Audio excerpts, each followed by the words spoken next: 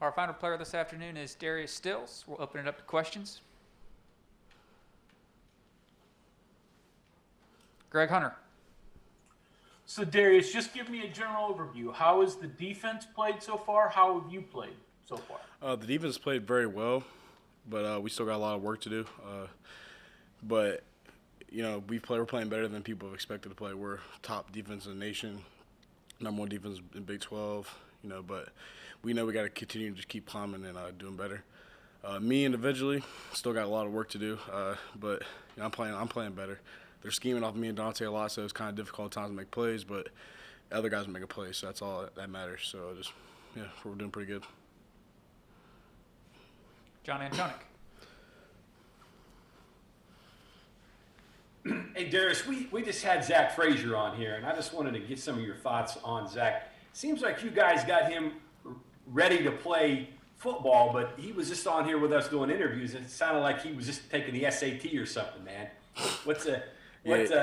Talk about Zach a little bit. He's very advanced for being a freshman. I knew that my senior year of high school when he came in and started benching 315 like it was nothing. So I knew he was going to be special then. He's came up here and produced very well. He's starting now, so that kind of tells it for itself. But Zach's he's a great young man. He's still a freshman. People think that's because he's so good. He's not a freshman, like you just said. He was very nervous if he was talking, but one of his first and many times talking to you guys. But just him overall is very advanced, very mature for his age, and he's going to continue to grow and going to be a great player. And real quick, Darius, what's up with the water down there in Fairmont, getting all these Division I football players out of there? What's going on down there? I honestly have no idea, man. That's something I gotta know too. But Fairmont, we're producing a lot of athletes, but we all come in with a chip on our shoulder, regardless if it's basketball, football, golf, or honestly anything. But just Fairmont, we preach excellence, and it's happening. So I'm excited. Kevin Kinder. Here's what can you do and what do you do when you get held? Getting held is kind of a compliment. The O-line's kind of like we got the coaches tell us to hold in order to stop you guys. So they kind of do everything they can. But to get, Dante, sometimes like the ref, they're holding me, and there's like they got to. I'm not going to call holding calling you Dante because that's what they got to do to stop y'all. So we came to that realization real quick, but it's a compliment, I guess. But it gets irritating at times because sometimes you're right there to make a play, but they're holding you and they stop you. But other than that, it's as long as my other teammates make plays, that's all that matters. Cody Nesper. Hey, Darius. Coach Leslie talks a lot about playing with effort, and he says that's a lot of what your guys' success comes from. I was wondering if you could just kind of explain to us what that means, because that's, kind of a vague statement, but as a player, what does that mean to you? There's two different terms we use: is working hard and competing. Everybody works hard, regardless of what it is, football, anything. But if you compete, that's different. Competing is just that extra effort, getting the ball out or jumping on the ball whenever it's out on the ground. It's just honestly just our level of competition amongst each other and amongst other teams. And coaches preach that too because, like I said, everybody works hard, but not everybody competes, and that's what separates us from, well, not just us, but just separates the men from the boys, basically. Go ahead, Greg. So, Darius, just look at your career overall. Has it met, exceeded, underperformed from what you thought it would be when you first got here? I mean, you've been a starter for a while, all Big 12. I'd have to think you reached almost every goal you set for yourself. So, with me, is I'm never really satisfied on my accomplishments because at the end of the day, I feel like I just got to keep on proving myself more and more. But I've gotten everything I wanted out of being a college football player.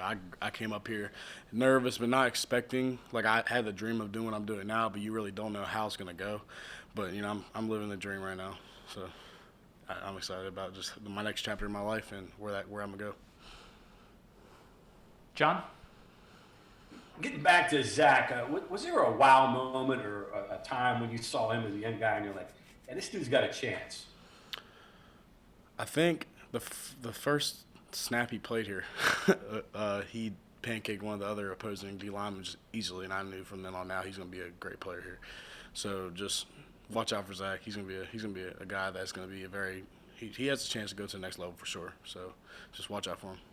Was there anything in high school or when he was younger that you were like, did you keep an eye on him then, or was it something where he's just totally blown up and emerged quickly. Yeah, whenever, my junior high school at the time, because he was in 8th grade at the time, and we knew, like, oh, we got this big guy coming up, Zach Frazier, and I used to watch the middle school games, and he was just bully kids like it was not, like nobody's business. So I knew from then on out he's going to be good. And just people talk about, oh, difference between college and divisional football and all this, but no, Zach, it doesn't even face him. He's a very good player, and he's going to continue to grow. Last thing here for me, how about the Baylor block? Did you guys get a chance to watch that when he sprung Letty for the game-winning touchdown? We watched Seems like that was one a lot of people are talking about. Just, man, I'm just glad we won that game, and it's one of the most fun games I've ever played in. But yeah, we watch it a lot. We watch our highlights a lot, but at the same time, we can't dwell on the highlights because we still got more games to play. So just we'll kind of watch our highlights at the end of the year, but as of right now, we got to focus on TCU, and we're gonna focus on getting that win. Cody? So I wanted to ask you about your decision to come back this year and not go to the NFL. More than halfway through the season now, as you reflect on it, how do you feel about that decision? And then, obviously, Colton kind of made the same decision last year. Did you talk to him at all? Have you talked to him at all about being in similar situations? I really haven't talked to him about it, but it's just kind of a personal decision I got to make for myself and what's best for my family. But you never know what happens. I'm kind of just focusing on what's going on right now instead of what my decision is going to be after this year or just next year or whatever. But I'm just trying to focus on my team right now and winning these 3 games. So I'll make that. I'll worry about that when the time comes. But as right now, I'm worried about TCU. And back to Greg.